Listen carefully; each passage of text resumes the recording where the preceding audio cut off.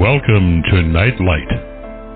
Step away from the mainstream and gather around as we enlighten the world and our realities and travel this cosmic journey we call life. Join us as we share with you and provide that beacon that can guide us all to a better way. Explore with us as we examine a metaphysical montage of spiritual insights, covering everything from the mundane to the magical, UFOs to unicorns, and everything in between. This is a time of awakening, of sharing and evolving, of spreading our wings and soaring on the cosmic breath of creation.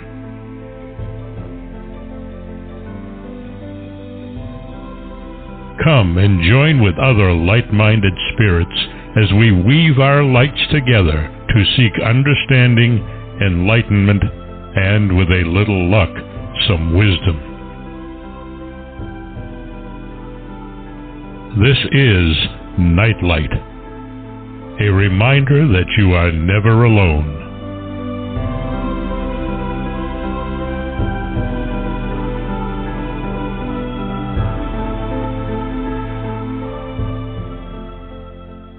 Welcome to Nightlight, everybody. So glad you could join me tonight on a journey that is really quite profound. I have with me tonight Susan Shumsky, Dr. Susan Shumsky, and she's written a book called Prosperity Meditations, Everyday Practices to Create an Abundant Life.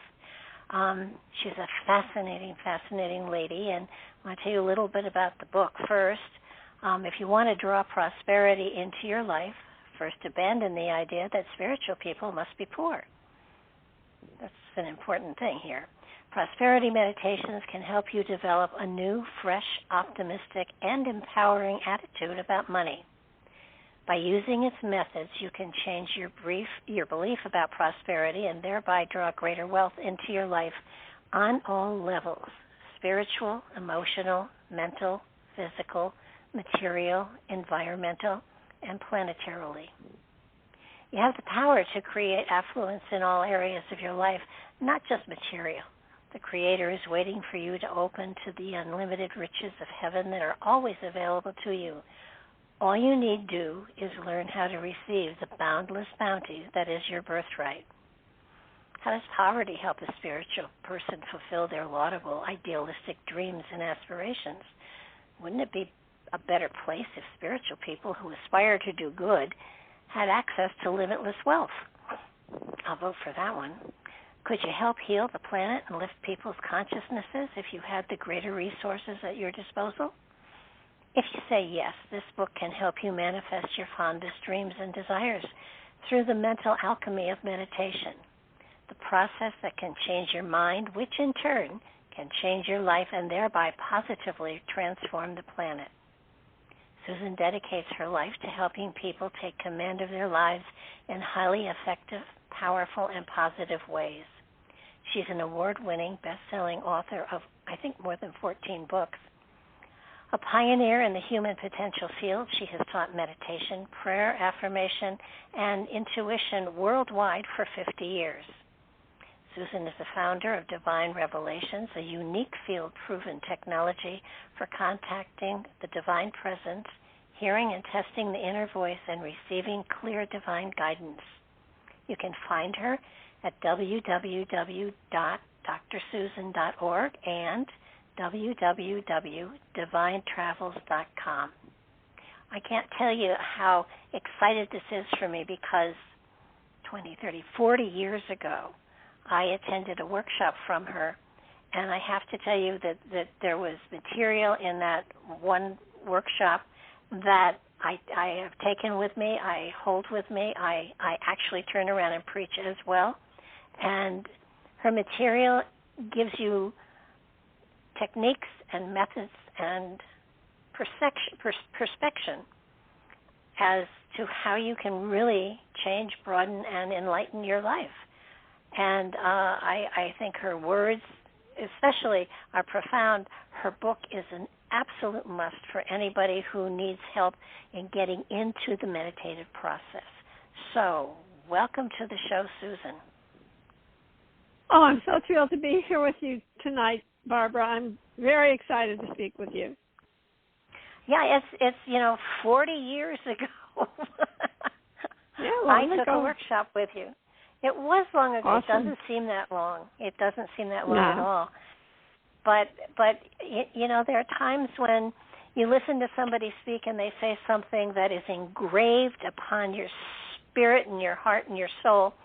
And the one phrase that I remember, it was in parting, you said, somebody asked you, how do you know if something is spiritual or not? And your comment was, you know if you've experienced a spiritual energy if you walk away joyous and energized and wanting to spread the word. And you didn't say it quite that way, but it's true, and it's a wonderful thing to have just a benchmark that you can say if you've been to something and you wonder, was this spiritual? You check in with yourself. How do you feel? And if you feel good and excited and positive, then it truly was a spiritual atmosphere that you were in. Whether you got all the messages or not is irrelevant. You were energized by it, so you took what you needed for you. And I think it's a wonderful benchmark for people to have, to utilize, because sometimes you listen to somebody and they'll give you such heavy-duty information that, you know that you have to have it and you have to remember it, and usually the next day you don't remember most of it. But I remembered that phrase of yours for over 40 years. So, you did something that night for sure. For sure. Absolutely. Yeah, energize. It's one of my tests. I have 10 tests, 10 tests of spiritual discernment. And the last test is what I call the result test. How do you feel after you get the message? How do you feel after you talked to the healer or the psychic or the spiritual teacher or your higher self? Do you feel energized afterwards? It's one of the main tests. It's a test that can't be faked. It's a test that either you feel drained or you feel bogged down or you feel energized and light and joyous and, you feel like you've gained something that makes you feel more energy, more vivacity, the feeling of being alive, more alive. Yeah, and it's just, for me, it's always been, as I walk out of anything, even a church service, how do I feel? How did this hit me? And, and it has stood me in good stead. It has never failed me. And I really, it's been an amazing, rich experience for me. And I was because I remember that night, I was exhausted. I was tired. I worked the entire day. And, I wanted to go to your workshop, but, I wasn't sure I was going to stay awake through it. I did stay awake through it, and I took away some amazing material. So spiritual energy, when it is shared, and especially as a group, can absolutely charge you beyond belief. Absolutely. So when two or more are gathered in my name, there I am in the midst of them. Absolutely. And you have had, I think, I am impressed tremendously by your dedication to meditation and how you have followed that dedication. To Nepal and the Himalayas and studied for 20 years. That's India, actually. I've never been to Nepal, but I did study with a guru in Rishikesh, India, and in other places around the world. And I was on his personal staff for 6 years, in his ashrams for 2 decades. That was Maharishi Mahesh Yogi, who was the guru of the Beatles. I was with him for a very long time. The fact that you've been able to dedicate this much of your life to something that is as powerful as this, what was it that set you on this pathway so early in life? Because clearly you started when you were 2 or 3. Well, I was a hippie. It was the mid-20th century. I was living in the San Francisco Bay Area. And those of us who were flower children, we were seeking higher consciousness. We were seeking all the states of consciousness. It wasn't just all about sex, drugs, and rock and roll, Barbara. It was about reaching nirvana. That's what we wanted. We wanted nirvana. And our gurus at that time were Timothy Leary and Richard Alpert, who later became Ram Dass. And they told us to turn on, tune in, and drop out. And that's what we were trying to do. And they said that we could reach nirvana through taking LSD. That didn't work out too well for me. As a matter of fact, the opposite thing happened to me. But I still wanted to reach nirvana, and in fact, I tried taking LSD more than once. Amazingly, the last LSD trip I had, which was the third trip, I only did it 3 times, I did actually reach that state. But, you know, I really wanted to experience nirvana. I wanted to actually become spiritually enlightened. I wanted to have it without drugs. I wanted to be in that blessed state, in that state of grace, in that state of enlightenment. So I was reading a lot of books, like, for example, The Way of Zen by Alan Watts. And I was reading the Buddhist scriptures. I was gobbling up Buddhist scriptures. I was reading Autobiography of a Yogi by Paramahansa Yogananda. And in Alan Watts' books, it said that you have to find a meditation guide. Well, good luck in mid-20th century finding a meditation guide in the yellow pages of the phone directory. Not so much. Not so much. So I asked a friend, how do I find this meditation guide? And he said, oh, well, have you ever tried to meditate on your own? And I said, well, okay, I'll give it a shot. So I actually lay down on my bed. That's how clueless I was. I didn't even know you're supposed to sit up when you meditate. I lay on my bed and sort of prayed for or asked for a meditation. And immediately I was propelled into this ecstatic state.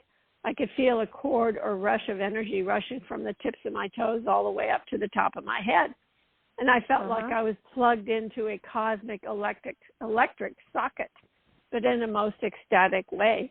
And I thought, okay, I guess that's meditation. Little did I know that not only did I have my first meditation experience, but also Kundalini awakening all at the same time, without taking any drugs, no stimulants or anything. It was completely natural. I just asked for meditation. And so that put me on a path. I tried to do that more. And then finally, a friend took me to the Transcendental Meditation Center. And I saw the picture of the guru on the wall, which was Maharishi Mahesh Yogi. And he hadn't met the Beatles at that point. It was in 1966. And as soon as I saw that photo of him, I knew immediately this is where I would learn real meditation.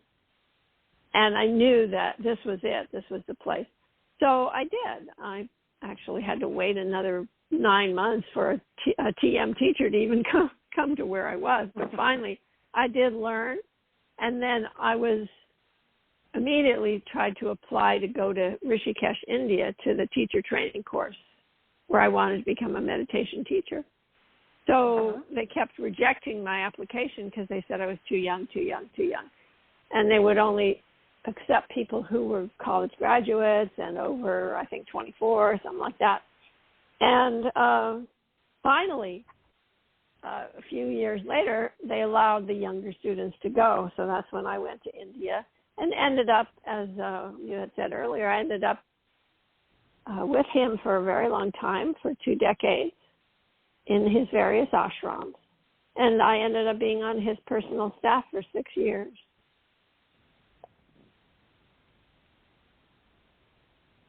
And then you went even further, I believe, right? Well, yeah. I mean, eventually I learned a different type of meditation that I liked better than transcendental meditation. It was more compatible with my personal, I don't know, should we say mission, or my personal beliefs, my personal way of being. I loved transcendental meditation. I had fantastic experiences with it. But I liked this other meditation better, so I started teaching that, and I started writing books.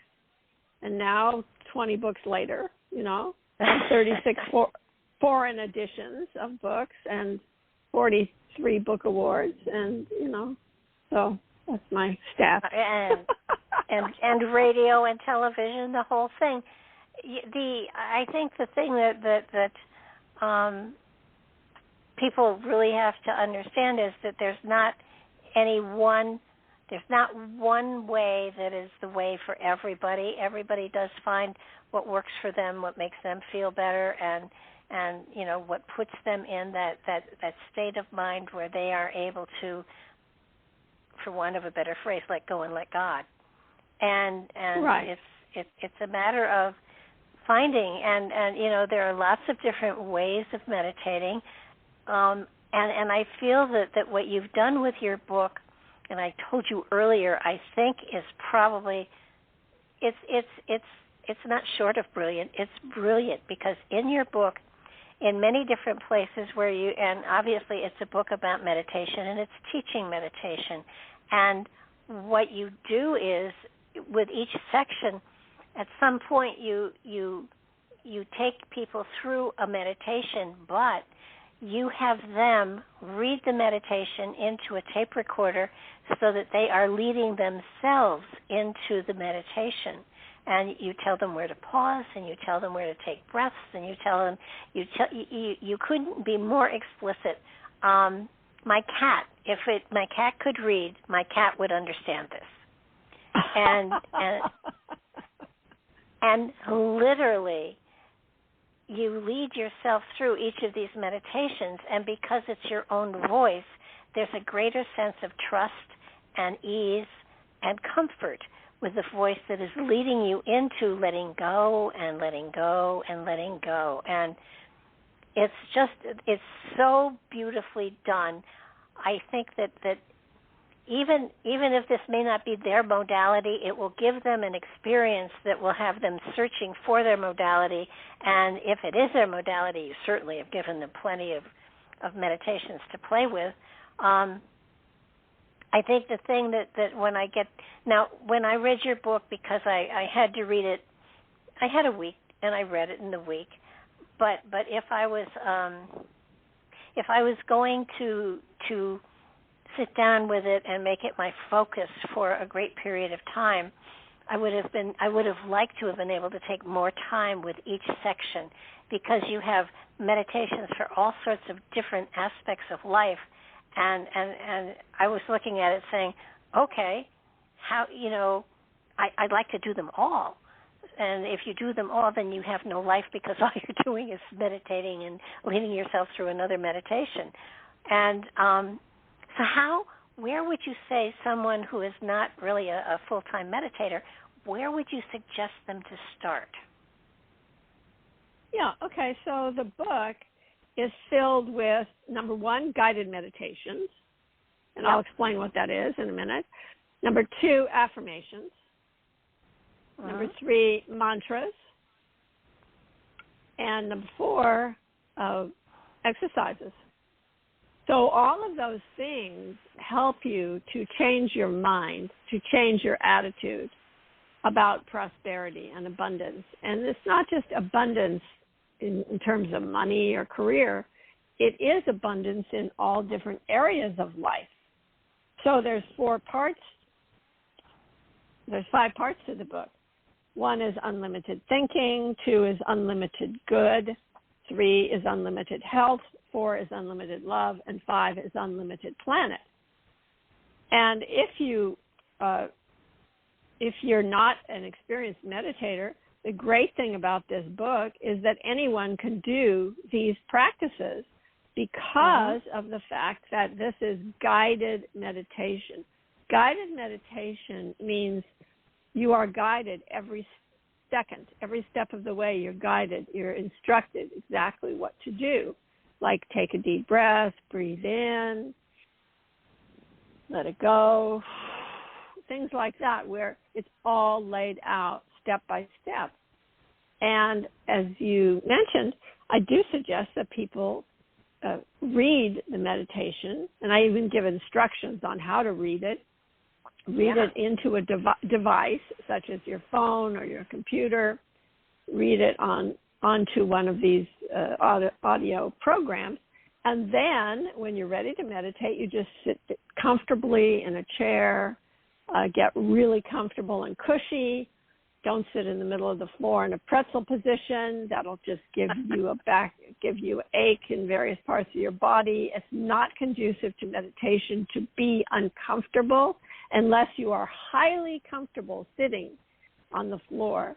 I suggest strongly that you sit in a comfortable chair or with a lot of pillows on your bed or anywhere that makes you feel really comfortable with back support, definitely with back support. And then that's conducive to allowing you to get into a very deep meditative state. And then, starting with some deep breaths, take maybe 3 deep breaths and just play back what you've recorded and follow the instructions. Close your eyes. You'll be told when to close your eyes and when to open your eyes. Yeah. Guided meditation every step of the way. So that's the guided meditations. And then there are affirmations in the book. Now, I think probably somebody who really is not really, or a little intimidated by the idea of meditation, you can start with the affirmations. There's affirmations in every chapter. So you can just speak these affirmations with a voice that is commanding, that is confident, and speak with authority, such as, I'll give you an example. I am in control. I am the only authority in my life. I am divinely protected by the light of my being. I close off my aura and body of light to the lower astral levels of mind, and I open to the spiritual world. Thank you, God, and so it is.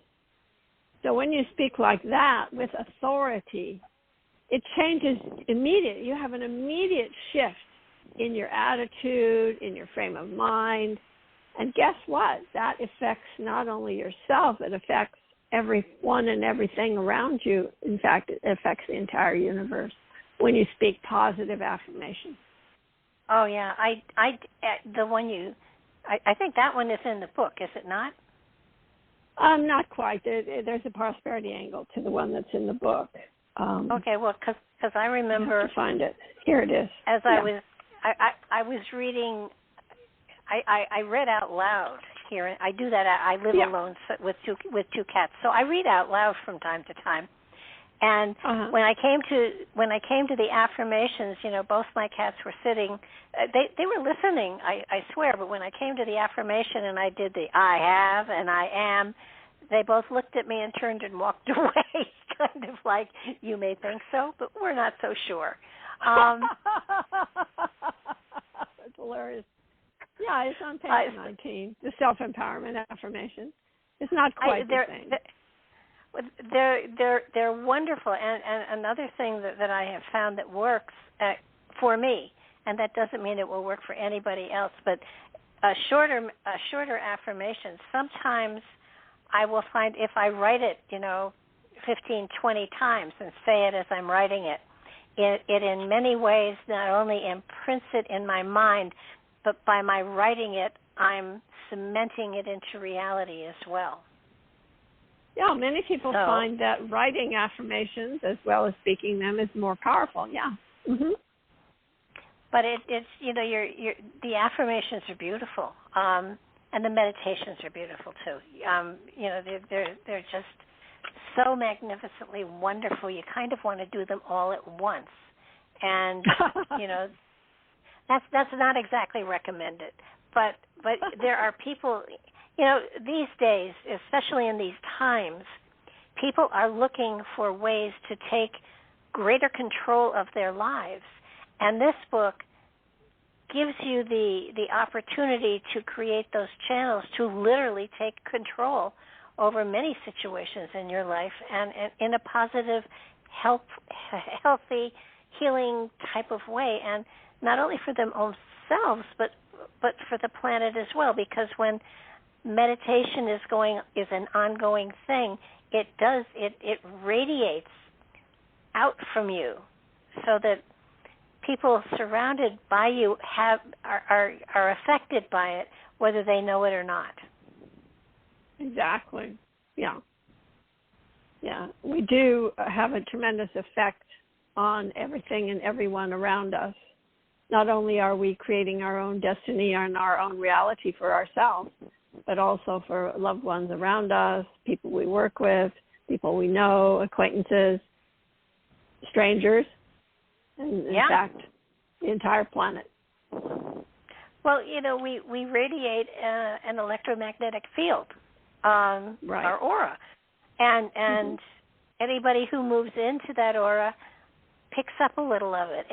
It's really cool because when you are feeling so positive and loving and caring, it doesn't matter what anybody else is feeling. They are affected by the magic that you're radiating. So that, and I'm not saying don't try to walk up to a fight and break it up because you're so happy. But do know that the love that you're radiating does touch other people, and they take it in, and they use it as is appropriate for them at that period in time. But your way of approaching life and prosperity and the different levels of prosperity is really magnificent. I'm so glad that this is the book I chose to do, because it makes such a difference to people's lives. And today, with everything that's going on in the world, putting that energy out there, it makes a difference. You do your own part. Reminds me of I don't know where this came from, but I remember I heard it in church. There was a little chicken in the barnyard, and he was laying on his back with his feet in the air, and everybody kind of looked at him for a while, and a rooster came up and said, "What are you doing there, son?" And he said, "I've heard the sky is falling, and I'm going to catch it." And the rooster looked at him and said, "Do you really think you're going to catch the sky?" And the little chicken looks up at him and says, "I'll do my part." And so we can be like the little chicken, We do our part. We put our energy out there, and if enough of us do our part, it will create a wave. I know you hear on TV about a blue wave or a red wave or political whatever, and the reality is, if we can create a spiritual wave, everything will be okay. Exactly. Very well stated. Mm-hmm. It's kind of like, I know you travel all over the country and you do workshops all over the place. It's like you're on a mission. You're on a pilgrimage. Do you know where you're going? Is that a question? Yeah. I'm already here. I don't have to go anywhere. There's nowhere to go. Well, it's sort of like you've worked for 50 years to get to this point in time, and it feels like such a. Actually, we are already who we are. I mean, it isn't like there's a road or a destination. We are the destination. We are ourselves the answer. So it's just within us. To recognize it. I think so many people don't. It's within us to recognize that we are the journey. We are the destination. We are the destination, yeah. I don't know who said it, but we are who we've been waiting for. Right. And I love how when you do your meditations, you use all modalities as far as Hinduism and Buddhism and Judaism and Christianity. You dip into each of those different master teachings in a lot of your meditations and stuff, so that you're showing that every single tradition out there has a protection and a way into getting into the place within yourself that you need to be. It's not just one particular religion or philosophy. You've thrown just about everyone I can imagine into all of this, and in many ways, it's an education. And in some places you refer us to YouTube to the correct pronunciation for stuff, and I thought, yes. Oh my God, it's very important when it comes to mantras. It's quite important to say them, at least make an effort to say them as close to the way they're supposed to be pronounced as possible. So I do point people to places where they can listen to the correct pronunciation of certain mantras, which are basically Sanskrit mantras that that are traditional. For example, Lakshmi mantras, because Lakshmi is the goddess of wealth, or Kubera. Kubera is the demigod of wealth.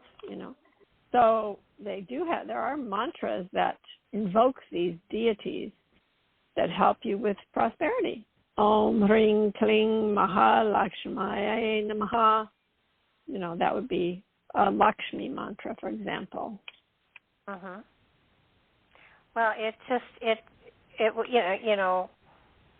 I kept thinking, okay, so let me try a couple of these, and I did, and I found that my tongue was really not as talented as I thought it was.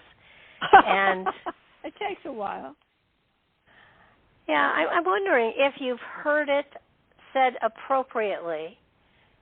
Can you think it listening to what the tape said instead of, do you have to actually verbalize it yourself, or can you think it remembering how it sounded correctly? Well, you can actually even listen to it, and it'll be helpful, Yeah.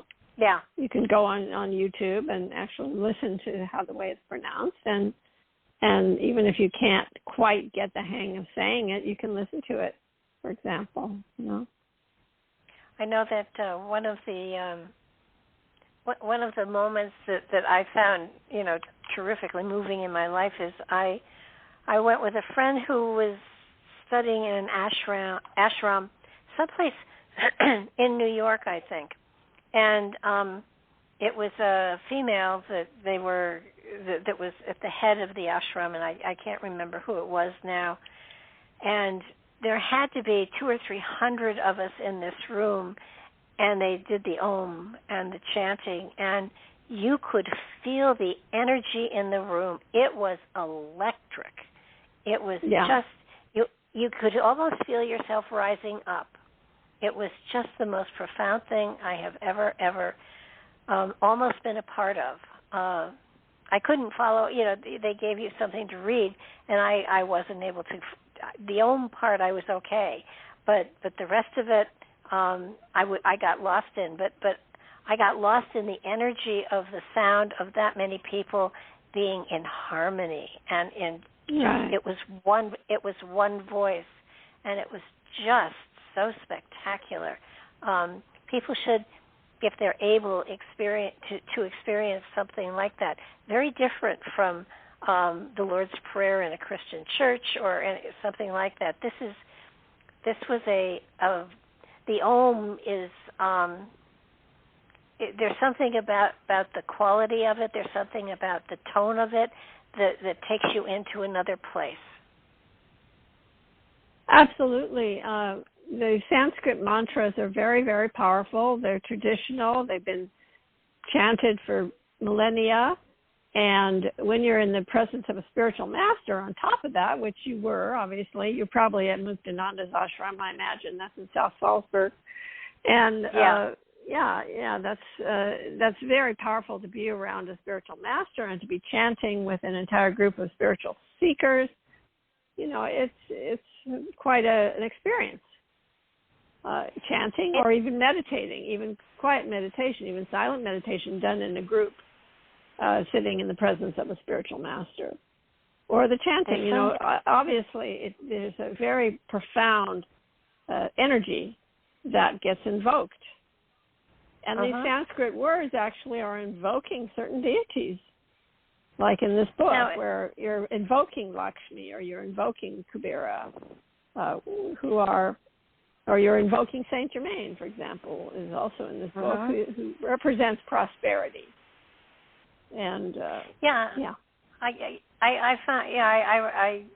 I recognized almost all of them, Saint Germain especially, and so it's and Saint Michael, and but I think that Archangel Michael, right, and I think that people today, most people, like in the little community I live in, there are people who go to church all the time and stuff like that. But when I say something about being in the presence of a master teacher, they say, "Well, Jesus is not here anymore," and it's like, yeah, he is, but that's funny. But they don't understand that there really are people that have gotten to that place inside of themselves where they are a master teacher. They are pure love. They are pure acceptance. They are pure magic, and to be in that presence, to be honored to be in that presence is quite phenomenal. And you had the opportunity to spend a great deal of time in close proximity, which is phenomenal. But I've been very lucky to meet a lot of great spiritual masters throughout my life, and in fact, I several times took people to the Kumbh Mela in India, which is this gigantic, ginormous fair, and it's a fair of spiritual beings. And what happens is the monks, the nuns, I guess you could call them, the holy people that live in the Himalayas, in the high Himalayas, or they live in the forest, they come to this fair. And the fair happens in 4 places. It rotates every 3 years. So it's in Allahabad is the biggest one, and that takes place every 12 years. Because, like I said, it rotates in 4 different places. And this giant fair that 100 million people came to over the course of 6 weeks. They had 100 million pilgrims that came to hang out with these saints. And the saints have their tents, and you can go and hang out with them. And I've had the really fortunate opportunity to meet a lot of really holy people, great saints of India, and it's very much enriched my life. I mean, it's more fun than anything you could do with your clothes on. I mean, it's really fantastic to sit around with these amazing beings of light who are incarnated. Not just someone who is an ascended master in spirit, but somebody who's actually in physical form, who is radiating this divine beingness. So I met I was lucky to be with a lot of them and spend a lot of time with them. And really being able to be with Maharishi for so many years, it was quite an experience, yeah. Well,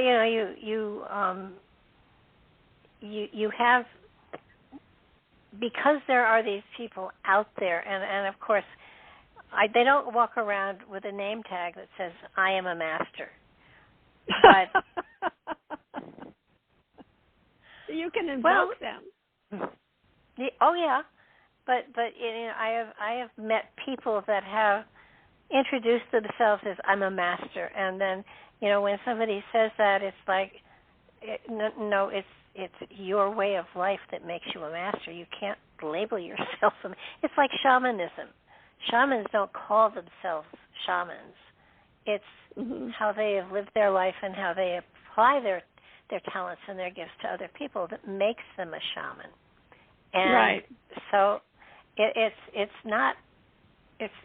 something you feel in another person, as opposed to being told, that's a master over there, go touch their cloak and you'll be fine.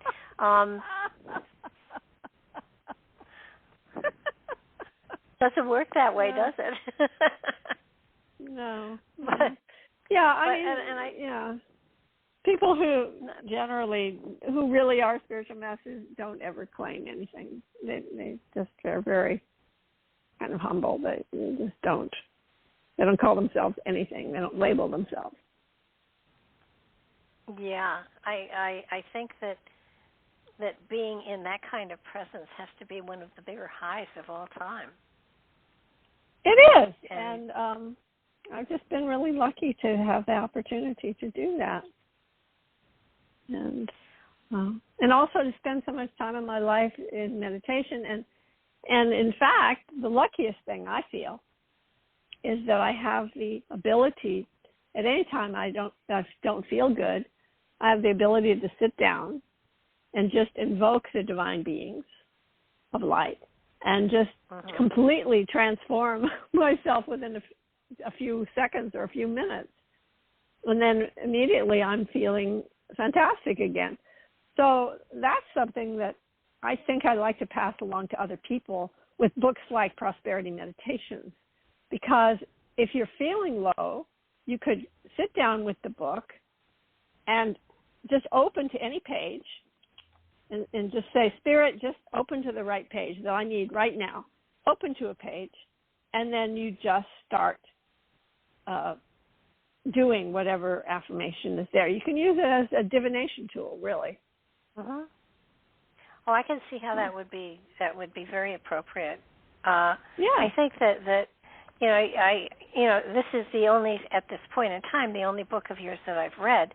But I would imagine all of them are very similar because what you're doing is handing out magical tools for people to find. Tools, yeah. Well, and listen, any time that you can actually take control and power over something within your own spirit, with your own spirit to enhance you, your life, and the life of those around you and the world, that's, to me, magic. I know it's energy work. I got that, but to me, it's magic. And it's like when you were reading the first part of the book, and it's called, I call it meditation as a form of alchemy. Uh-huh.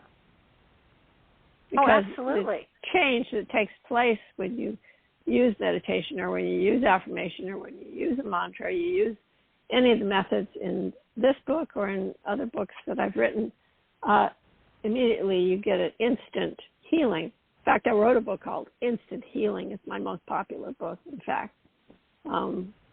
So these methods that I'm offering to people, where they can just change instantly.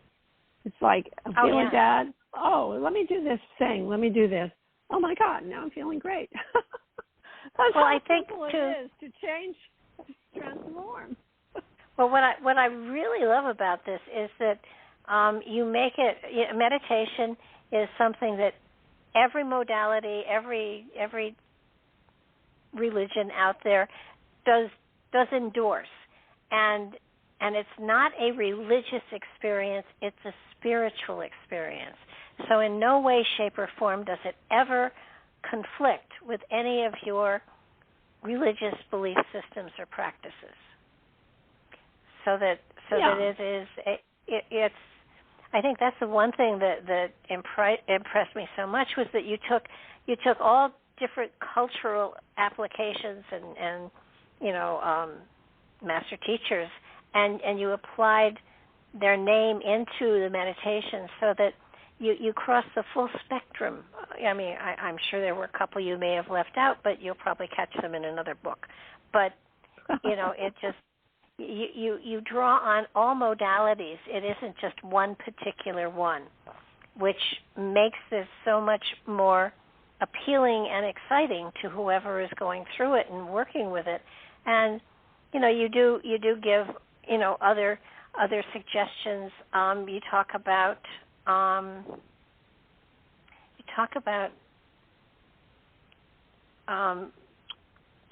goal setting. I talk about making vision boards, vision scrapbooks, ways to manifest things that you want to create in your life. Yeah, vision scrapbooks. Certain exercises that you can do to, really create these things in your life, because, in fact, you are the creator of your life. That's the fundamental idea of many of the books that I have written, is that we are creating our own reality moment by moment, day by day, with every thought, every word, and every deed. Just as Buddha says in the very first verse of the first chapter of the Dhammapada, which is arguably the most important Buddhist scripture, he says, all that we are is the result of what we have thought. All that we are, he says, is the result of what we have thought. And he goes on in that verse to say, if a person speaks or acts with a pure thought, then happiness follows him or her. If a person speaks or acts with an impure thought, then unhappiness follows him or her. So what he's saying essentially in these verses, the first verse, is he's saying that we are creating our own destiny and our own reality through every thought, through every word, and through every deed. So we are the master of our own destiny. We are creating it. We're the script writer, we're the actor on the stage, we're the lighting director, we're the audience. We wrote the plot. Everything about what we create in our life is something that we have mostly unconsciously, unfortunately, not necessarily not consciously. Unconsciously, our unconscious has created the situations and circumstances that we find ourselves in. So we are not victims. In fact, we are volunteers. We have created this marvelous life, or this mess, whatever we've created. We are responsible for it because we created it, even though it might be completely unconscious. So, conscious, unconscious, whatever it is, we have charted our own destiny. We've created this reality.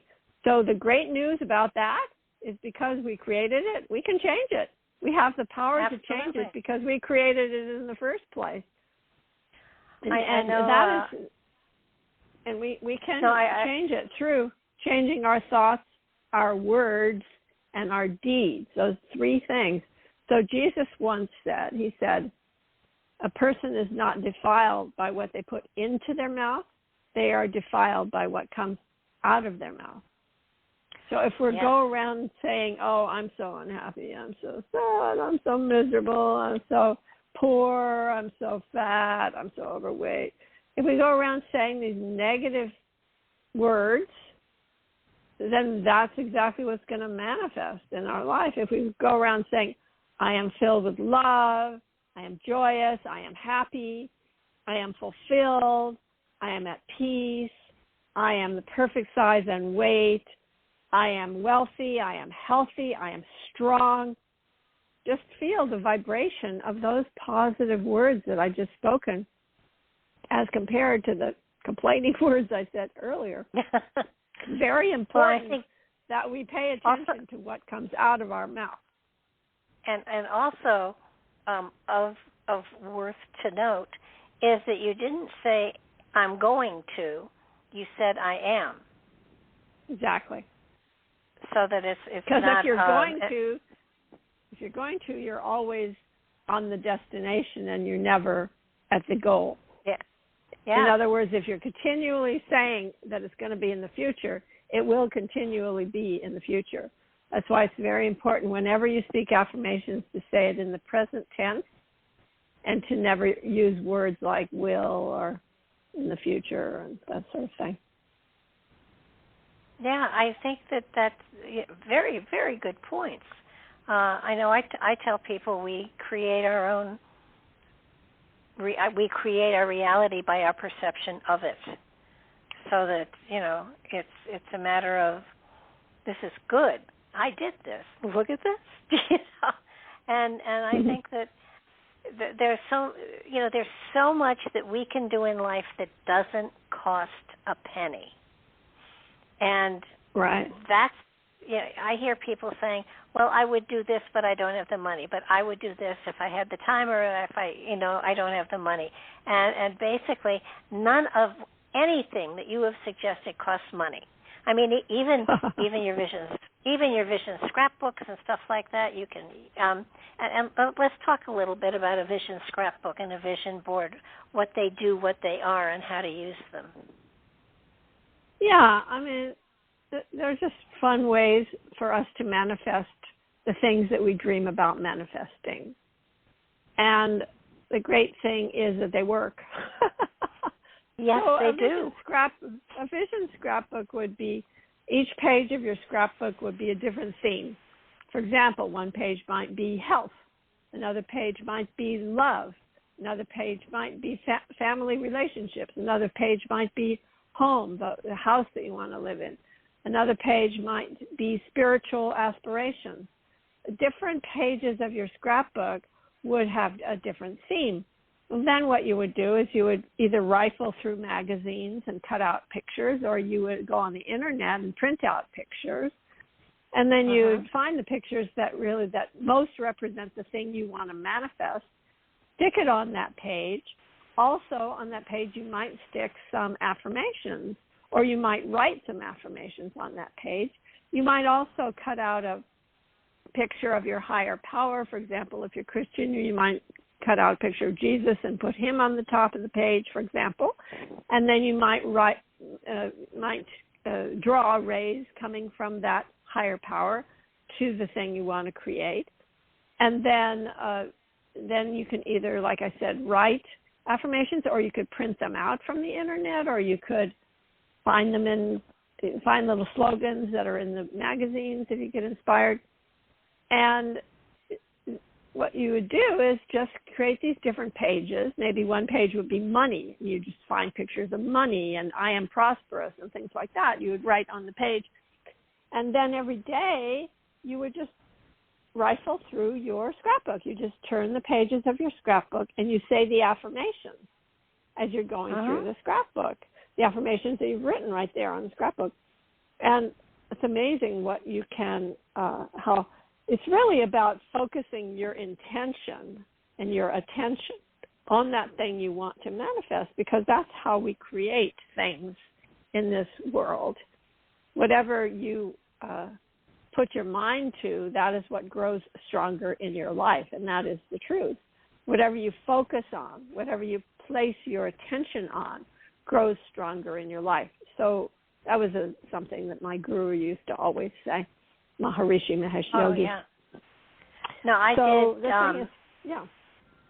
did a workshop with people where I had them creating a vision board, and as we weekly went through it and creating it, and I said, once they're done, you put them where you'll see them every day. You don't have to meditate on them. That would help, but just see them. And usually, like for me, I put mine right by my computer, so that actually I took a picture of it and made my computer screen saver. Right. So that you could make it your desktop. And you could make it. And everybody, I think there were 9 or 10 people in the workshop. Everybody in a year's time had achieved, I would say, at least 80%, if not more, of what was on their vision board. And one of the girls said to me, everything came true, and I lost my job. And I said, well, okay. And she said, I neglected to put, longevity in the job on the vision board. and so she said, I'm going to be more careful next time, make sure I provide myself with a career so that I can, still buy food.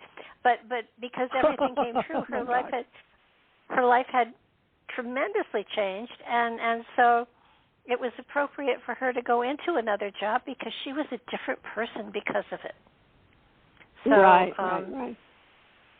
But vision boards are just amazing. I think the very first I ever heard of them was when The Secret came out.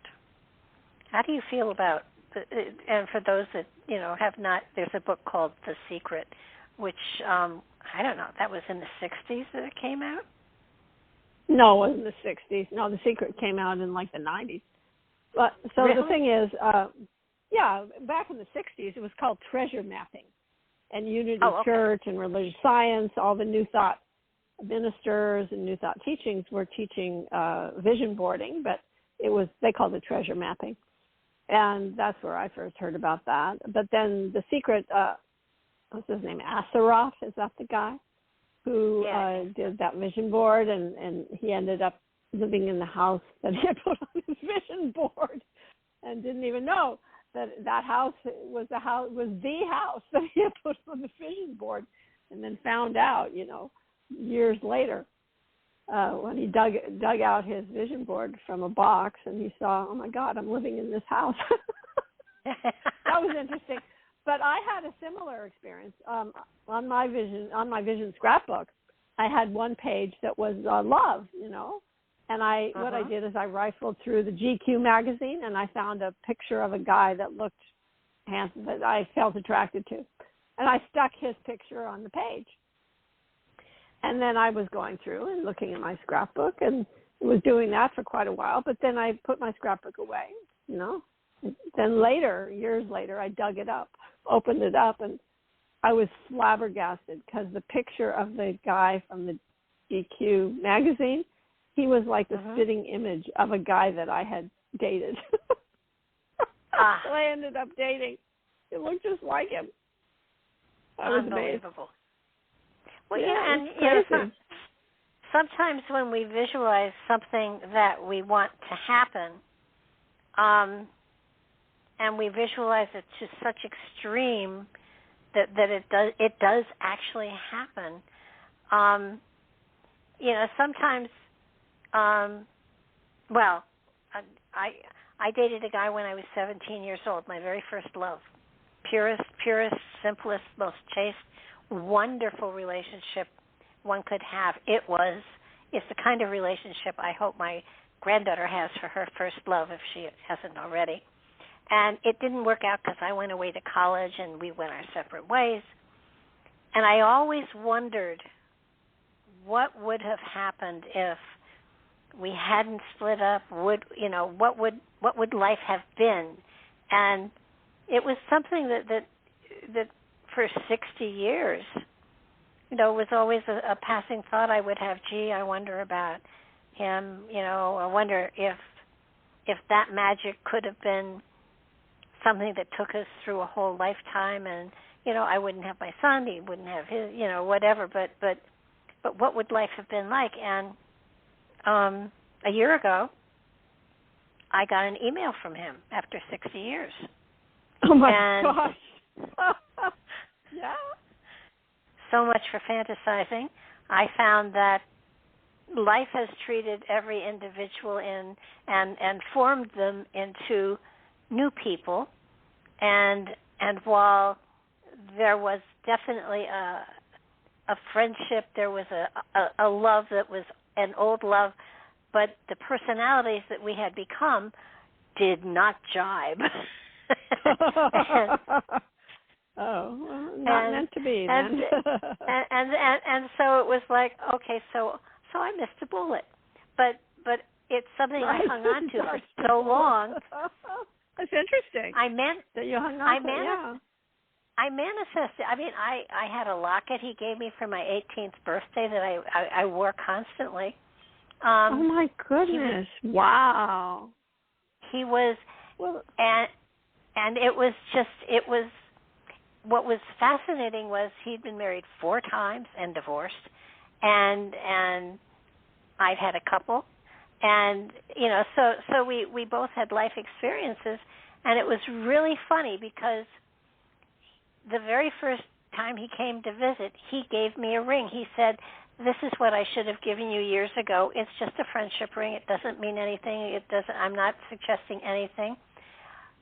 But I got the engagement ring that I wanted when I was 18. And when he went on his way, he said, "You keep that ring. It's yours. You earned it." And it was a very expensive ring.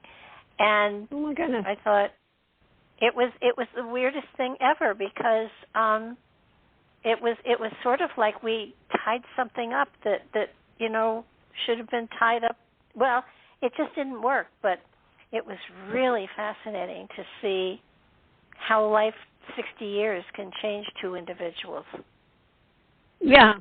But it's, so I speak from experience. If you hold something in your mind, if you hold something in your consciousness, eventually the universe helps you to find out exactly what it is that would have transpired.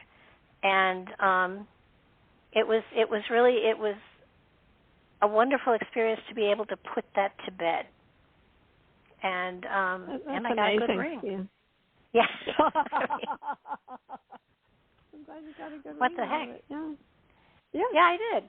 Good. And Good. it wasn't that he isn't a nice person, because he's a PhD. He's a brilliant man, and I have my own stuff that I've done, and it just, none of it jived anymore.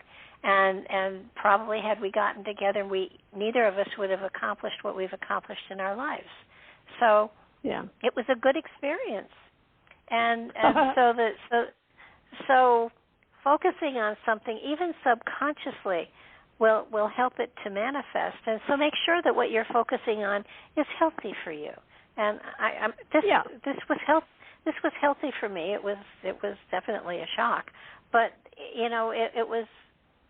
I think that you have to pay attention to your thoughts and to your wishes and your hopes and your aspirations, because you can absolutely make them happen. And if you're worried about, I'm going to lose my job, I know I'm going to lose my job, you probably will.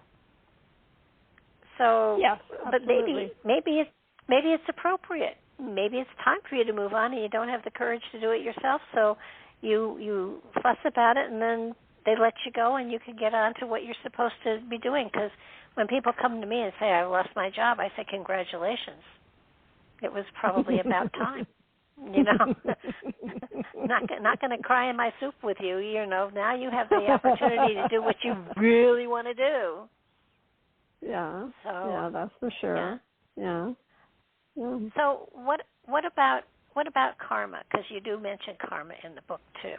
And, before I get into karma, can I just address something about this? You mentioned The Secret, and you also were addressing some things about The Secret just now, actually. So I want to comment on that. Okay. And that is, a lot of people, they got hooked on this whole thing, The Secret, where you could manifest anything by placing your attention on it, and that's very true.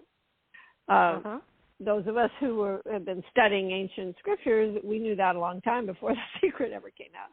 But I was glad The Secret came out, because it was teaching these things, these new thought teachings that I had been studying and I had been using, and doing things like the vision boarding, which they had called treasure mapping and so on. So I thought, this is cool. Then I realized that some people were not really using The Secret in the way that would be most beneficial for them. In other words, what they might do is they might make a shopping list of all the things they want to manifest.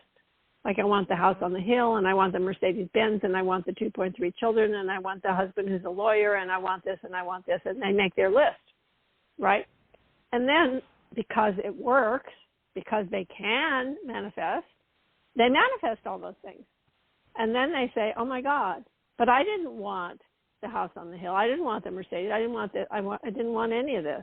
I'm miserable.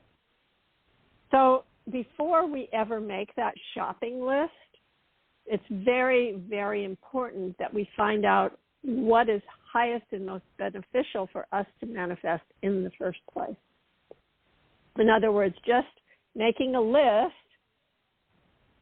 is not going to fulfill you ultimately. What's going to fulfill you ultimately is to find out, why am I here? What is my mission? What is highest wisdom for me to accomplish in this lifetime? And then make your list. Then do I need the house on the hill? Do I need the Mercedes? What do I need? Is it better for me to have an RV than a Mercedes? Is it better for me to live in a yurt rather than in the house on the hill? Or maybe it's better for me to live by the ocean rather than on the mountain, or whatever.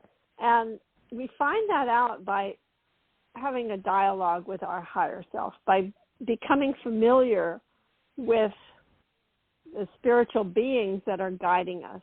Knowing how to receive inner guidance is very, very important, because that can help us to manifest the things that are really highest wisdom for us to manifest in this lifetime, that will give us the greatest fulfillment, the greatest accomplishment, and then we are really living a divine life when we are in tune and in touch with what is best for us, what is highest wisdom.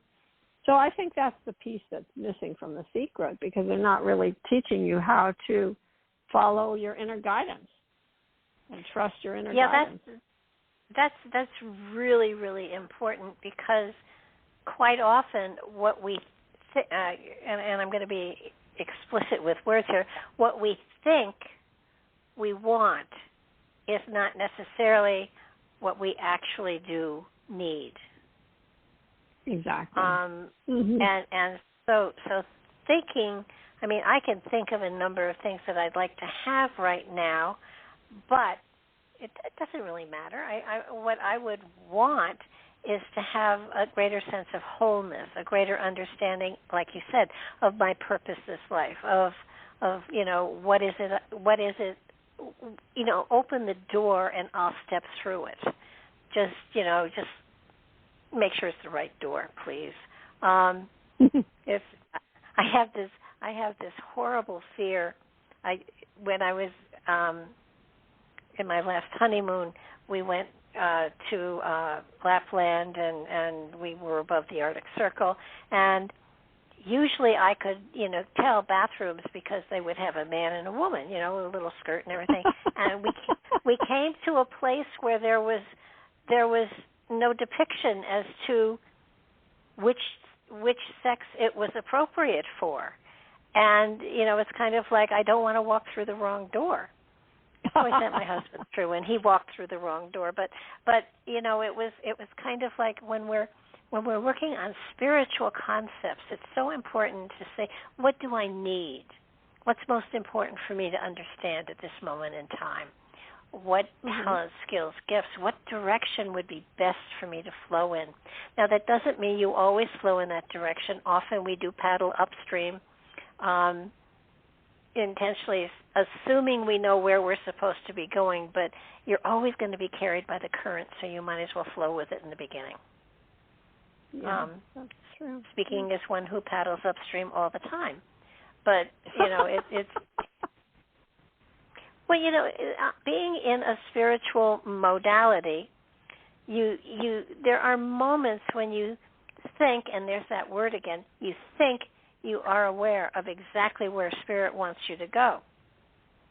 And I will almost guarantee you're 100% wrong, always. And just, it's there have been times where people have said, you're not doing anything new or different. What are you waiting for? And my answer is always, I'm waiting for the call. And I know it won't be a wrong number if it calls me, but if I try dialing, I am going to screw up. So, and sometimes the wait is longer than others. Oftentimes not. But it's sort of like where your spirit needs you to go for experiencing whatever is appropriate for your own growth and development. It's kind of like in kindergarten, you don't know what classes to pick in a college course. You just don't. And oftentimes, we feel like we're in kindergarten. We're ready to go. We have our pencils, papers, and books. Just turn me loose, and it's not time yet. So, and those moments where we are spiritually waiting for the appropriate time, we get anxious and we think, well, maybe I'm supposed to steer this time. Maybe I'm supposed to make my choices. No, you're not. They'll open to you when it's time. Just be open to what comes your way, because quite often where you belong is not where you think you should be. Right. Yeah. So, and that's a hard pill to swallow. And I choke on it often, but I try real hard in my life to I mean, I'm 78 now. I understand the philosophy. It's just putting it into practice every day in every way. It's that's a tough one. But yeah, I mean, go ahead. I'm really into the idea of allowing yourself to be led by spirit, allowing spirit to be your guide. And at some point in my life, somewhere in the mid-1980s, I actually made a conscious choice to do my best, which is very challenging, but to do my best to listen to the still small voice within and follow the guidance, follow the road, the path that it leads me in. And I've tried to do that. I'm not perfect at it by any means, but certainly I've had a very fulfilling life as a result of doing my best to be obedient to spirit, doing my best to listen to the inner voice, to follow the guidance, to trust that I'm on the right path, and to walk that path that I'm being shown to walk on. It does take the ability to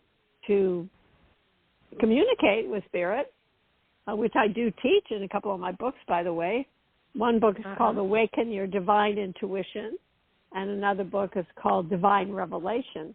And those two books, I teach people how to listen to that inner voice, how to receive the guidance clearly, how to distinguish and discern between that true divine voice and other voices in your mind, how to test whether the message you're getting is the real thing. And we actually started this conversation tonight with one of those tests, which is the result test. Is one of the 10 tests that I teach. So anyone can do this. It's just a matter of practice. Intuition or listening to the inner voice is a learnable, teachable skill that anybody can learn how to do, and it takes practice to get good at it. Just like if you're learning to play the piano, if you're learning a foreign language, learning anything, it takes practice. And your important thing to think about and to realize is don't be afraid to make a mistake, because you're going to make mistakes, especially at first. And you think that maybe you got some kind of intuition that really wasn't. And it takes time and practice to get really skilled at listening to the inner voice, but it's worth it. It's so worth it to learn how to do that. Well, aren't we here to make mistakes? When I really mess up, I sit back and I take a look at it all, and I think, well, I needed to learn this, so I guess I'm and if it's a big mess I've gotten myself into, I congratulate myself at making such a good mistake so that I would remember it and I wouldn't repeat it. And when I served in the pulpit, I told the congregation, I will not preach to you, but I will share with you my mistakes so you can make your own and you don't have to repeat mine. And it's sort of like, and I kind of want to stick with this for a little bit, because in so many cases, yes, I hear that still voice inside. I know how to connect to it, and I don't as often as I should probably, but I know when I'm connected to it, and I know when it's my ego trying to get me to go another direction. I'm very, right. And my way of discerning that is when I hear the small voice, the silent voice giving me advice. It's usually giving me philosophy to apply to my life, and when it's my ego telling me what to do, my ego will tell me what to do. Go here, go there, don't do this, don't do that. So that I know that if it's philosophy, I pay attention. If it's a turn by turn instruction, I know that's my ego, no matter how beautifully it's given to me. So how do people really?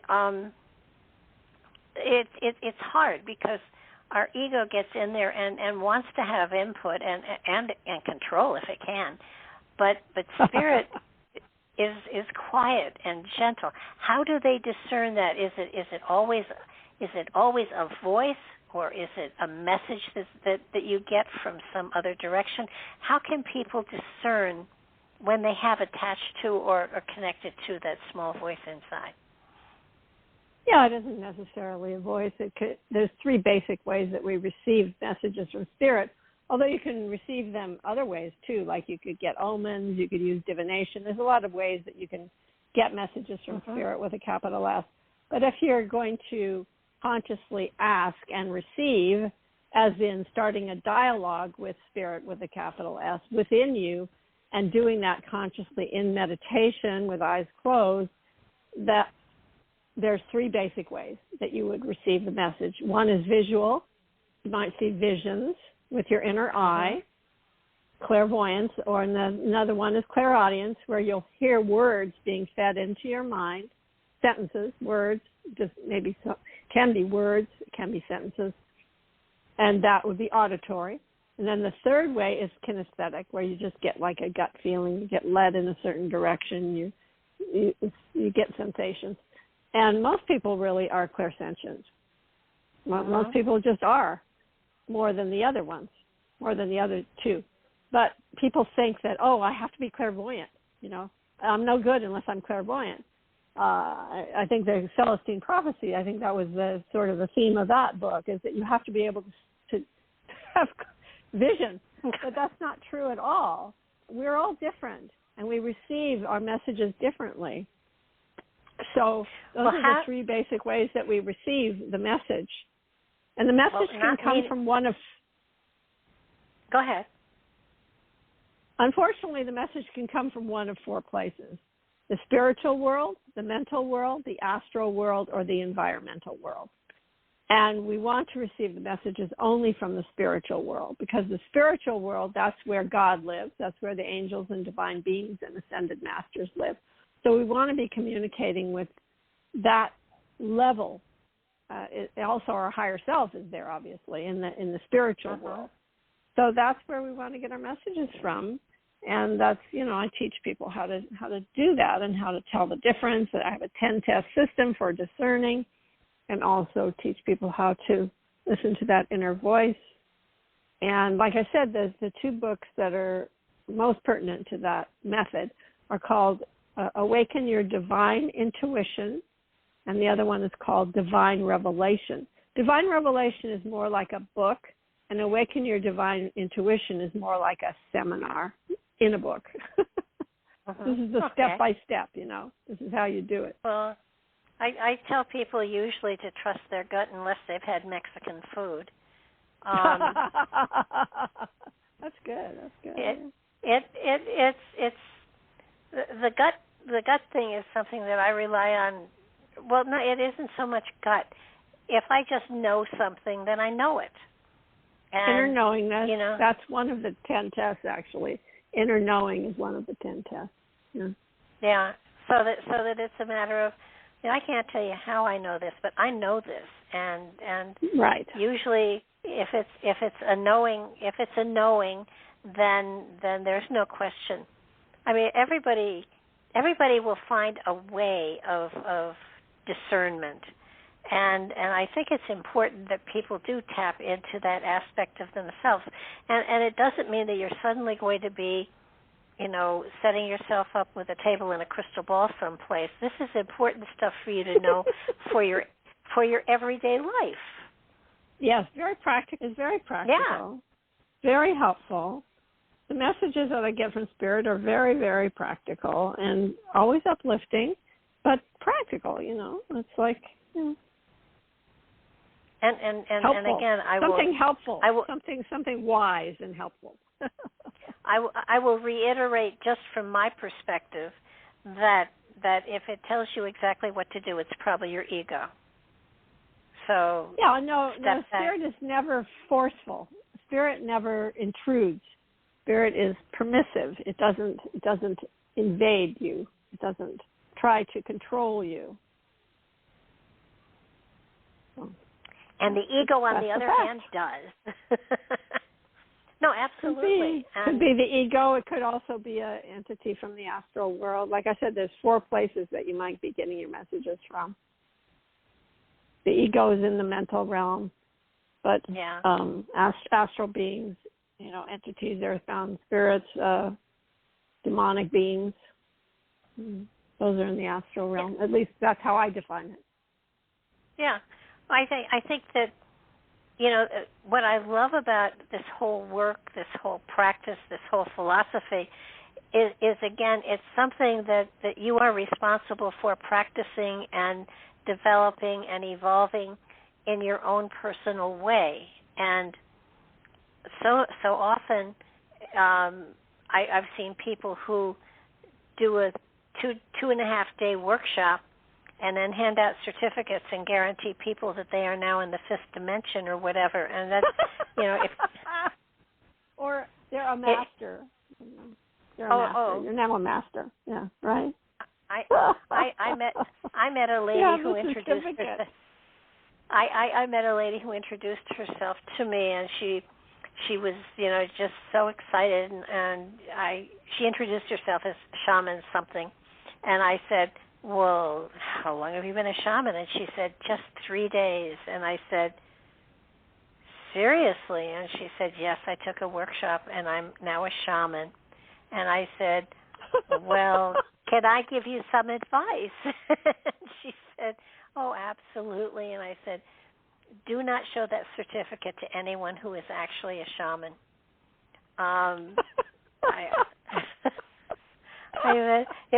I said, it looks very expensive. She said it was $800. And I said, well, you got a good high out of it, and I guess that's a good thing. But, yes, I was at a loss. Oh, my God. And I had one woman that said, I have a binder full of certificates, and my life isn't one bit better. And I said, well, you've spent a lot of money relying on other people to do the work you're supposed to do yourself. And I said, it's all inside of you. Those are wise words. Yeah, wise words. It's. I think, especially for the times, it's important for people to understand that this is time to work on yourself. We had 2 years of being confined.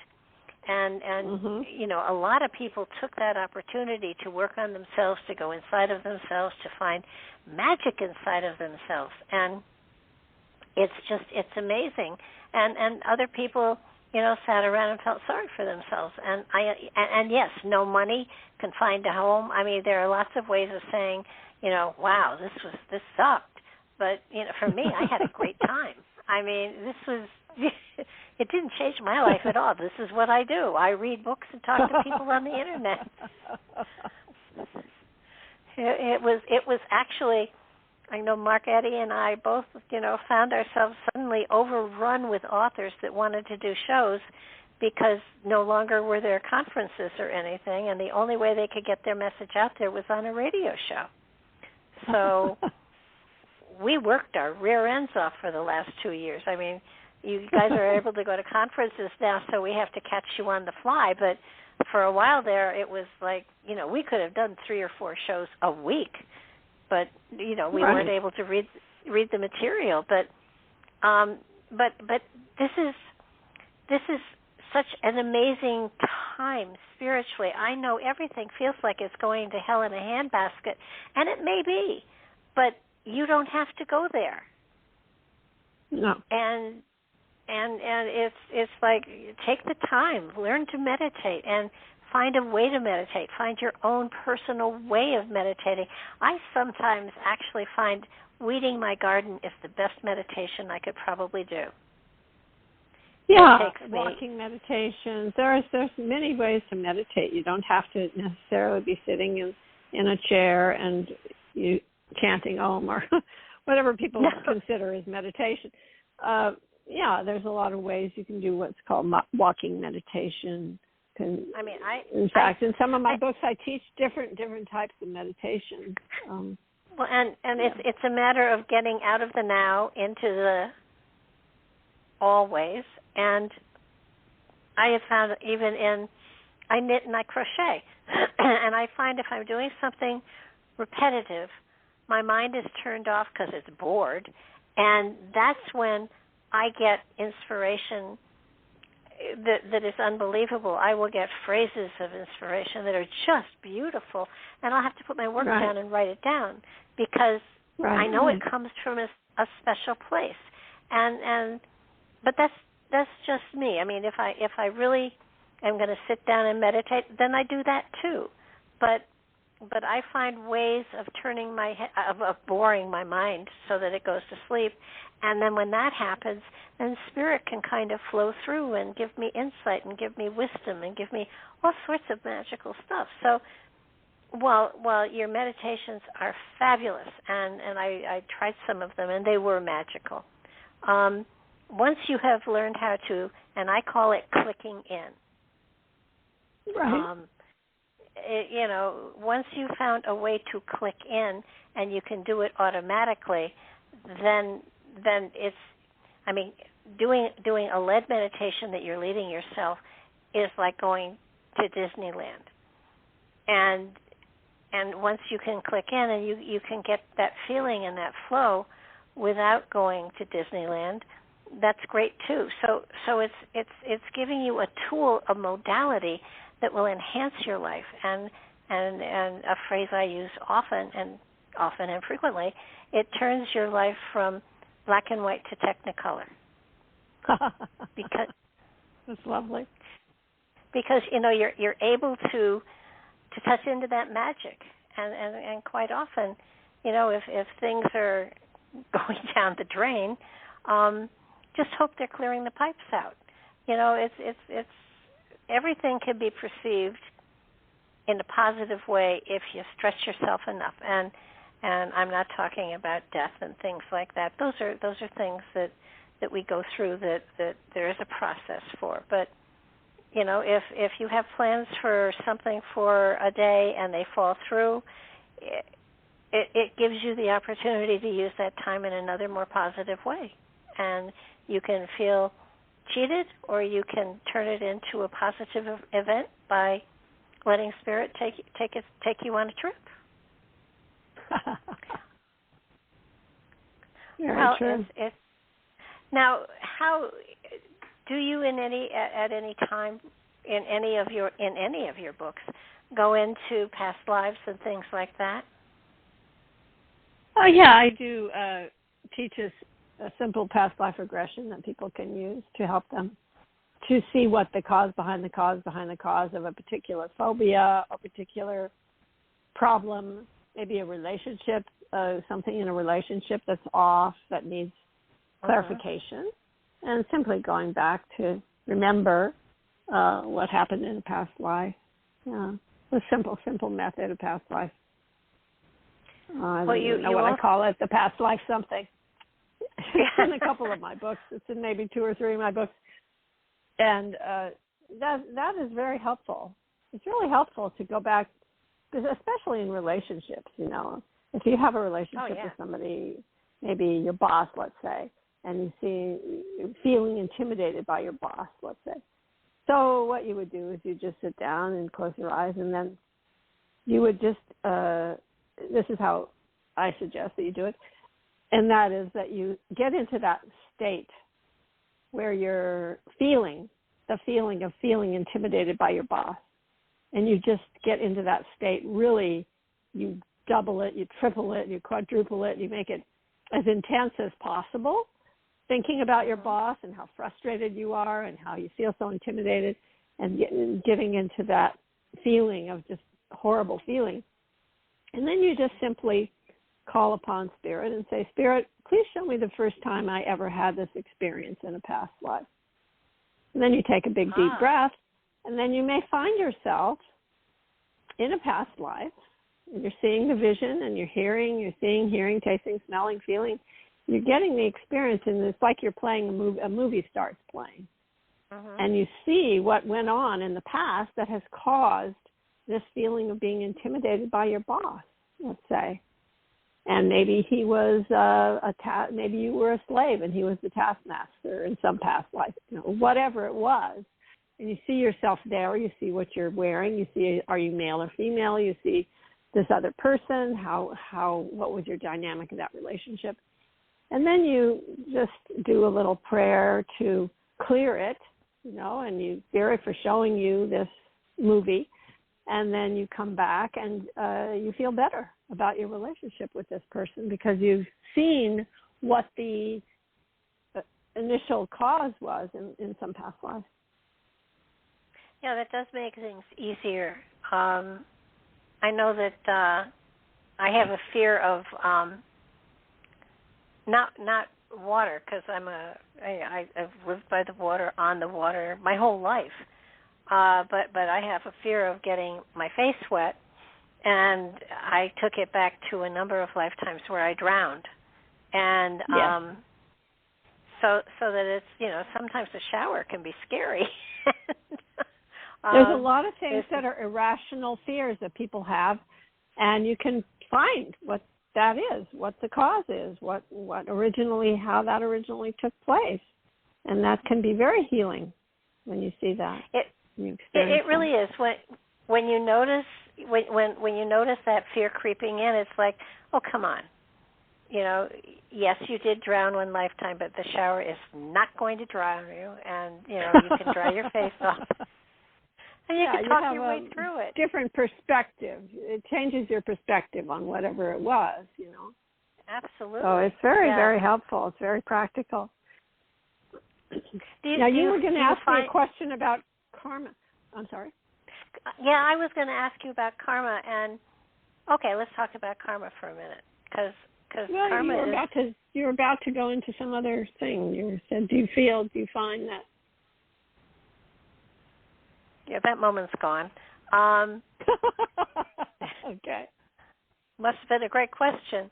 I think, since your book is about prosperity, and most people initially will look at prosperity as how much money I have. And, let's define what prosperity is, because it doesn't really totally have anything to do with money. No, prosperity is just basically unlimited thinking, unlimited consciousness. And I do define prosperity consciousness in the book, and let me just read what I wrote. Prosperity consciousness is an intrinsic subconscious belief that you deserve to be wealthy, healthy, cared for, lavishly supplied, and wildly, passionately happy. True abundance is infinite joy, fullness, contentment, wholeness, and repletion. So prosperity really means that you are fulfilled. In whatever area of your life, you find fulfillment. So it isn't it's not just money. It's so much more than that. And that's the reason why I cover so many different areas of life in this book. Yeah, I think it's very important for people to understand that they say, money is just a thing, and it's how you perceive it. They say it's the root of all evil. No, it's not. It's a thing, and I think that when you understand that it is something you utilize in your life to give you greater comfort or whatever, it is important to many people, but to a lot of people it is the absolute focus of their life. I have to have a lot of money, therefore I will be happy. If I don't have a lot of money, I can't be happy. And that's not true. Right, that's an erroneous belief, yeah. I am a great example of that. I do not have a lot of money, but I am joyful, and I have a great life. Yeah. But people make it almost a religion, and money isn't good or bad. It's how you perceive it, and you can increase the flow of the monetary in your life. But if you're going to work on getting abundance in many different areas, start on the joy in life and things like that, and then absolutely, the more joyful you are, the more prosperous you are on an energetic level, the money does come. Right. And also being in touch with what is highest wisdom for you to be doing in this lifetime. If you're really in touch with what you're supposed to be doing in this lifetime, then you'll feel happier, you'll feel more content, you'll feel that fullness that is true prosperity, that happiness, that joy. And, you can't buy that. You can't go to the bank and get that. No. It's something that you develop yourself, your own inner being. That's where true happiness lies, and that is prosperity. So in the book, that's the reason I go through many different aspects of prosperity: awareness, empowerment, happiness, pathway and purpose, manifestation, career, home and automobile, lifestyle, bank account, physical health, mental health, spiritual health, self-love, life partner, relationships, world, and peace on earth. These are all the chapter titles, actually. Those aren't the exact chapter titles, but those are the subjects of each chapter. So you find through the book that it's not about money, although money is part of it.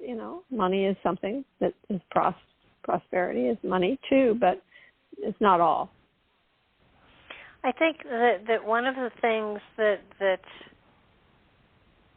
I see people doing is saying to when I worked at psychic fairs and stuff like that, somebody would come and sit down and would say, I just need to have a relationship. If I have a relationship in my life, it'll fill the places that I am empty in, and life will be perfect. And, I call a screeching halt to everything and say, no. You have to fill those emptinesses. You can't expect another person to do that for you. That's not fair to them. They're working on their own crap. And so when you're looking at these aspects, and trying to figure out where you want to begin to work on all of these concepts, the wholeness inside of you is the most important part. And once you're whole and joyful with it, then everything else really will fall into place with a little bit of work. If you're looking for someone to complete yourself and you're not complete, then we attract exactly what we are. So that if you're looking for someone to complete yourself, you'll probably attract somebody else who is not complete, and then the both of you will be figuring out, well, you don't complete me here, and that's not the purpose of a relationship. And so you want to, I think, be very aware of the kinds of people you attract into your life, because that's where you are on many different levels. And if you find people are mirrors. Yeah. So if you find fault with somebody else, take a good look in the mirror at yourself, because most probably if you're critical of them for a reason, it's probably because you feel a little bit uncomfortable because it's inside of you too. Exactly. Yeah. They call that projection in psychological terms. Yeah. So your book is wonderful, and it does help people to work on different aspects of their life, to find a greater richness in life itself. And once you have that richness in life in and of itself, then you become a magnet to all sorts of wonderful stuff. But the other thing too is there's a lesson for discernment in there as well, because being discerning is also very important, I have found. So that there's life is a lovely school, and you've given them tools to work with all aspects of it, but understand there's discernment too, that the universe from time to time will test you, and I fail most of those tests, but it's always fun. I have to say that I have the same experience. Yeah. Not perfect. I'm not perfect. No, but when you're aware that you're being given a lesson, it's like you can laugh at yourself and say, Well, I'll enjoy it for a while, and then I'll clean up my act. I think that life is such a wonderful, exciting experience. There's so much joy that's available to us if we open ourselves to it.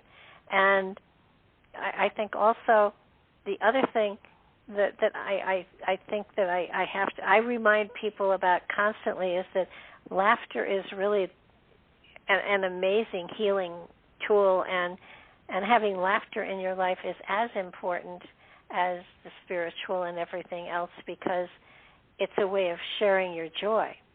And so many people are so serious about this whole process that they become very boring. You know.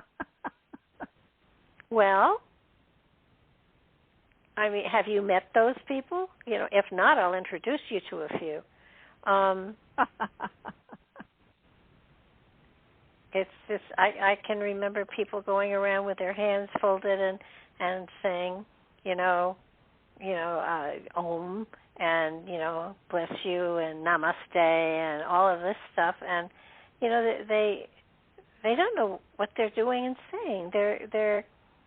They're playing a part instead of becoming a part. And I think that's another. That's good.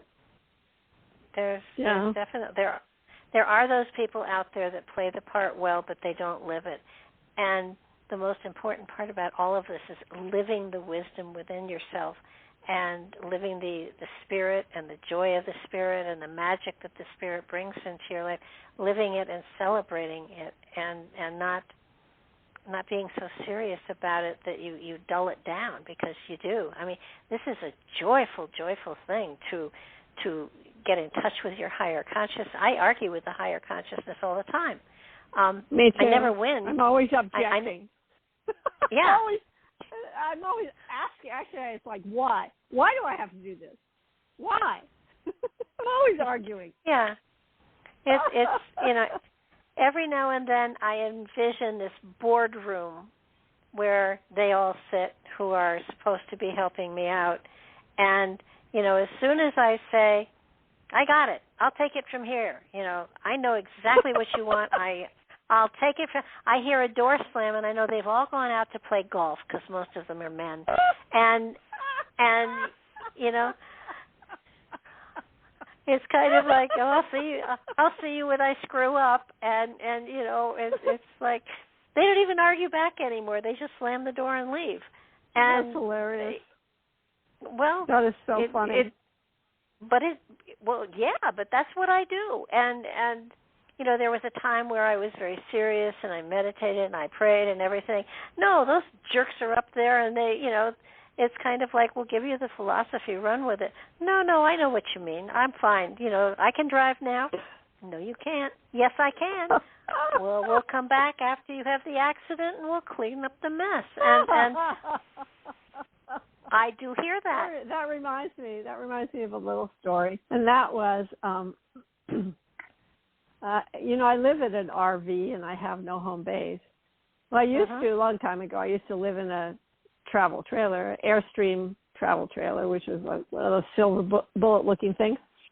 And Spirit said, and I was staying in a industrial park, actually, in my trailer, because I had a friend who owned the property.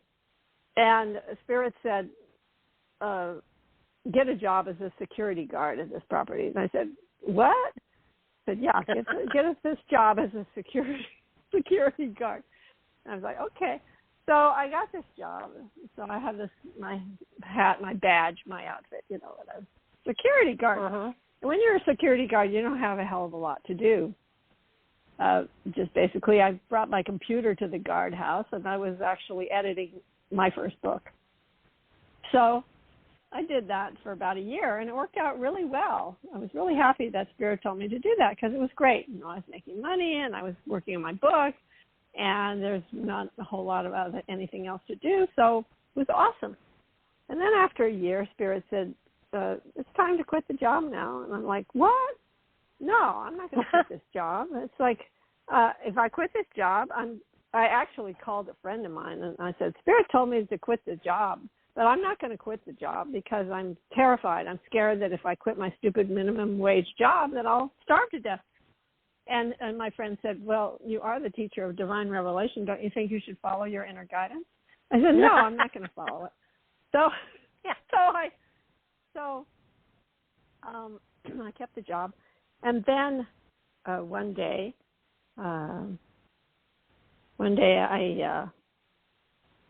my relief didn't come. And, you know, if you're a security guard, if your relief doesn't come, you have to stay and wait. Uh-huh. My relief didn't show up. And so I called the supervisor, and I said, my relief isn't here. And he said, no, you have to stay. And I said, no, I can't. I have to go teach this meditation class in New York City, and I can't stay. And they said, no, you have to stay.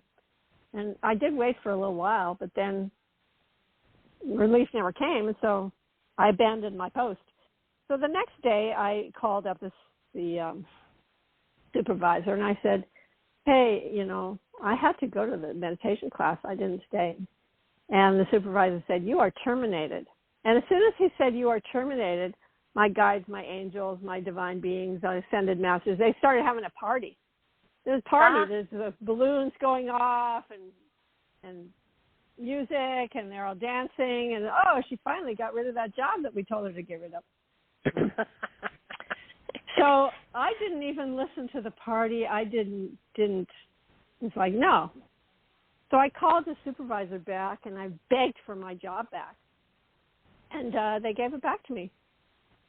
So the very next night, I am going around the property and closing the gates. So I closed the front gate and the middle gate. Then I go to the back gate. Back gate is this big, huge wrought iron gate. I'm pulling on the gate. I'm tugging on the gate to try to close it. It's not closing. What the hell's going on with this gate? All of a sudden, the gate starts falling on top of me.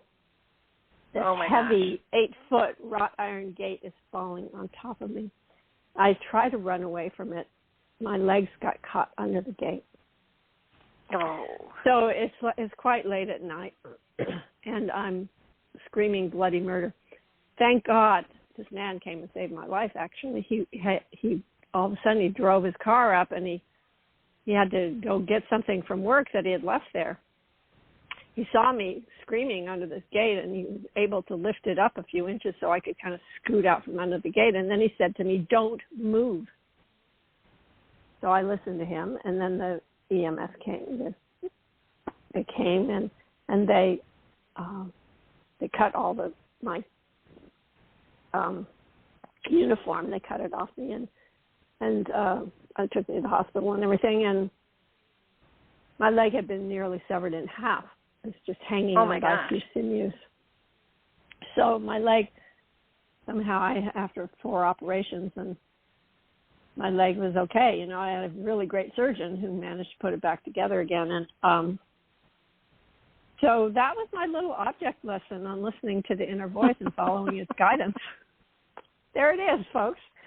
Listen to your inner voice, or you may end up in the hospital. Quite possibly. Yeah, it could be.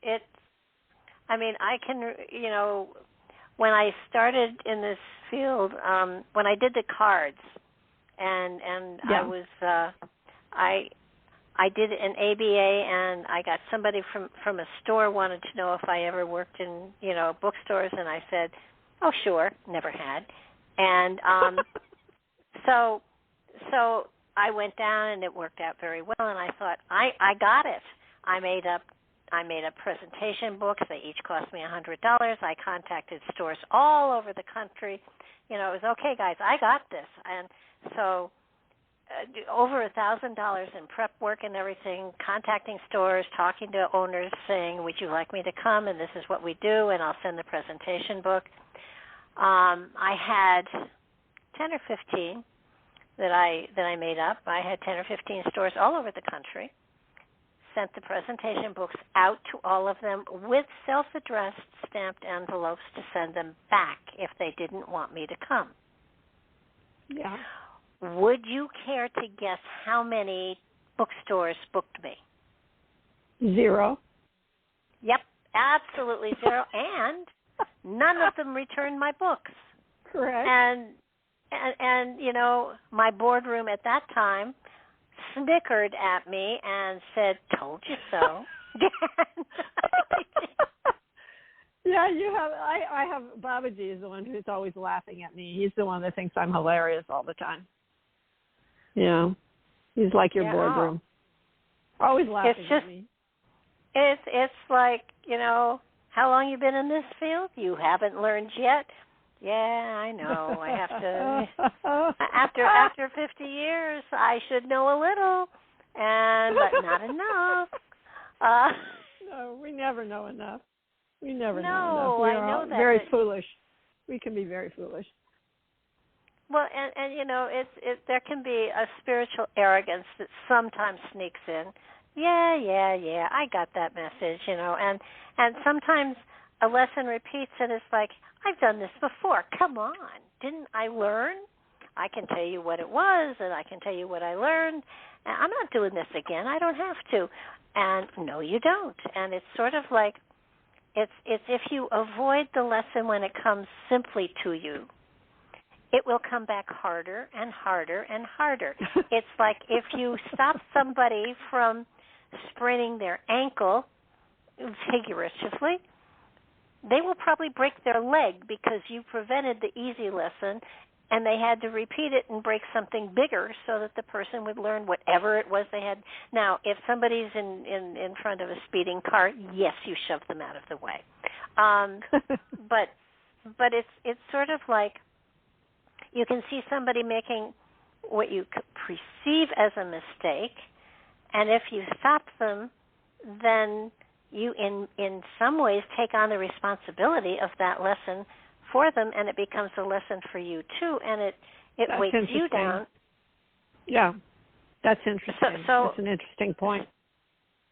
So and it's like sometimes I see somebody doing something that's so stupid because I've done it. I know it's stupid, and you can tell them, but if it's not their idea to change and go in another direction, they will not listen to the wisdom. Right. It has to come from inside of them, and I have trouble remembering that because and there a are lot of times people that come to you for advice. You're a psychic, so yeah, you want to help people. People will actually ask for your advice, I'm sure. They do, and I try. The one good example I have of that is a lady had her husband was in. He was in a coma. He was on and off brain dead, and she said, I don't know what to do. They're suggesting things for him, and I don't know what's appropriate. Can you ask him? Can you tune into him and ask him what he would want me to do? And I said, sure, absolutely. And so I did, and she said, what did he say? And I said, he said he wanted you to do for him exactly what you would want him to do for you. Right. So shoved it back in her lap. I mean, that's actually what he said, but right. It was the wisest thing. It was like it's your choice. It's what you've made a contract with him to do. So you have to follow through with this. And exactly. hard decisions, but exciting. But this has been so exciting. I want you to. We have just about 5 minutes. Can you talk a little bit about your organization and your divine travels? Yeah, I mean, for the last, I think since about 2001, I started taking people on tours to the Kumbh Mela, that huge festival in India, And then I started taking people to something in Machu Picchu, Peru. And I was doing all kinds of different travel things, took people to. And I had been doing retreats in Mount Shasta and in Sedona, a lot of travel-related activities, especially retreats and conferences and other things. And then in 2011, I started taking people on cruise ships and doing these seminars at sea. And I found that it was really fulfilling and really fun to gather a lot of people, like-minded people together and gather some amazing speakers, which I've even invited you to come to one of my you have one of my cruises, and I have just found that that's been really, really fulfilling, really great to have these wonderful experiences at sea, because on the ocean it's so relaxing. It's just kind of a natural meditative state that you get into when you're on a ship. It's just so you feel like you're being rocked like a baby or something, and so comforting, and it's just a lovely experience to be on a ship. So I've been doing these conferences at sea since 2011. They got interrupted, obviously, during the pandemic, but I'm starting again in 2023, and I have 4 scheduled for 2023, and that's, you can find out about that at divinetravels.com. That's plural on the travels. That's DIVINETRAVELS.com. And a lot of the teachings that I do really are done through my books. A lot of what I teach is through the books, because I find that people can learn through books. You know, they don't necessarily have to be in person. And I've also created some audio things, and a lot of my books are in audio as well. And they're in Kindle, they're in audio, and just really almost everything that I really want to say is in the books. And so I've been just so busy writing books, either writing books or doing the travel things, that I hardly have time for anything. I mean, I really don't have time for anything, frankly. So busy all the time. So, well, I'm glad. My latest book, yes. Prosperity Meditations is a book that came out in January, but my latest book is coming out this month, October 25th. It's called The Inner Light: How India Influenced the Beatles. Oh, wow. And that is a really fun book. I just got the advanced copies of it, you know. I'm looking at it. I have it in my hand right now. It has a fantastic cover. I created a collage on the cover, and I'm so proud of it. It looks beautiful. The Inner Light, it's called. And that's the name of one of the Beatles songs. You know, it has an Indian theme, that particular. Well, actually, it's more of a Chinese thing. But it's Tao Te Ching. It's from the Tao Te Ching. So The Inner Light, I love it. It's a fantastic book. It has QR codes all over it. It's got over 100 QR codes. It's got a couple hundred photos in it. And it's a big, fat, incredible book. It's over 500 pages. It's so beautiful and so fantastic. Well, so that's my latest creation. We will look for that, and I will talk to you after the show and schedule you for that book. So, fantastic. Yeah. I'd love to talk about that book. I can tell. But I do want to thank you. Our time is up. This has been fabulous. I'm so glad, that it only took 40 years to get you on the show. So, didn't know about it. That's why. I knew about it, but I didn't know you had a show. Well, the show's only been 14 years. But I will, we'll schedule you for the other book too. But thank you so much for taking the time and being with us. I so appreciate it, and I hope people take a look at the book and start to pay attention to taking responsibility for their lives, because it'll just make magic into their lives. It's just a fabulous procedure and process and tool to utilize. So thank you again. Yeah, Prosperity Meditations is the name of the book, by the way. Prosperity Meditations. Everyday practices to create an abundant life. And I promise you it works. It will work for you as much as you work with it. So that's true. I will talk to you soon. Thank you again, and thank you everybody for being here tonight, and I will talk to you all next Monday. Have a good one. Good night.